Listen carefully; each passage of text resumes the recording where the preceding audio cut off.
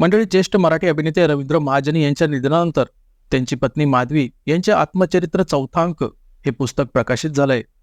यात माधवी यांनी रवींद्र महाजनी यांच्याविषयी अनेक धक्कादायक खुलासे केले.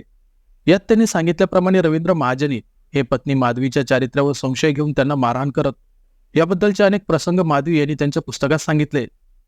पण एकदा तर रवींद्र महाजनी यांनी पत्नी माधवीवर खूप धक्कादायक आरोप केला होता. याबद्दल माधवी यांनी म्हटलंय की इतके विचित्र घटनांनी मी सुन्न होऊन जायची. काय करावं मला सुचेनासं होई. मनात खूप विचार येत राहत. एक मात्र खरं, माणसाच्या दुःखाची नोंदी कोणी फार घेत नाही, पण ज्यांचा दुरान्वेळी काही संबंध नाही ते दोष द्यायला मात्र अगदी पुढे असतात. कधी कधी सगळं असह्य व्हायचं. मी एकटी असायची तेव्हा गच्चीवर जाऊन आक्रोश करायची. खूप भोगलंय मी.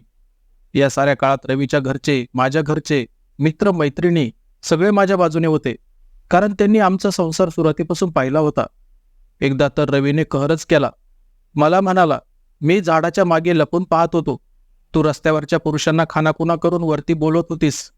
त्यावेळी घरामध्ये सासूबाई, 2 मुलं, कामवाली, तो स्वतः सर्वजण राहत होते. असले आरोप ऐकून मी तर फार संतप्त आणि दुःखी होत असे. त्याबद्दल मी एकदा डॉक्टरांशी बोलले असता त्यांनी सांगितलंय की या प्रकारास हॅल्युसिनेशन म्हणतात. खरोखरच अशा लोकांना तसे भास होतात.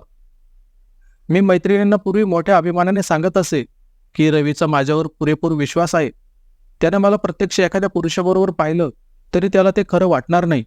तो म्हणेल माझ्याच डोळ्यात काहीतरी बिघाड झाला म्हणून मला असे दिसते.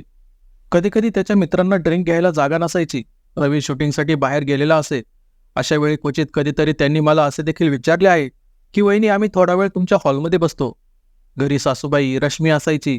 ते यायचे आणि त्यांचं काम झाले की निघून जायचे. तेव्हाही कधी रवीला असे वाटले नाही की मी घरात नसताना माझ्या मित्रांनी येता कामा नये.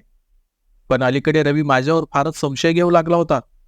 अशाच एका प्रसंगी तो संतापला व मला हाताला धरून घराबाहेर काढू लागला. तेव्हा माझी मुलगी रश्मी त्याच्यावर एकदम ओरडली, पप्पा काय करताय? हे आईचं घर आहे, बाहेर नका काढू तिला. मग त्याने माझा हात सोडला आणि गप्पा झाला. असा खुलासा माधवी यांनी त्यांच्या चौथा अंक या पुस्तकात केला आहे.